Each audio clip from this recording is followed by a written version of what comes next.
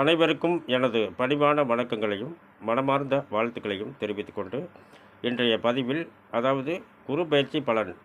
இன்றைய தினத்தில் இந்த குரு பகவான் இதுவரை மேசராசியில் சஞ்சாரம் செய்து கொண்டு வந்தார்.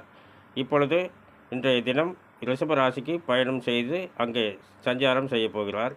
இந்த மாதிரி இந்த குரு பயிற்சியை பற்றி பார்த்திங்கன்னா ஏற்கனவே நான் பதிவு பண்ணிட்டேன்.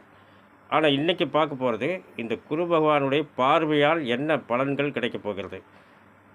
மேசராசி முதல் மீனராசி வரை இந்த குரு பகவான் பார்க்கும் இடங்கள் அவரவர்கள் ராசிக்கு தகுந்த மாதிரி எந்த இடமாக வருகிறது என்று பார்க்கலாம்.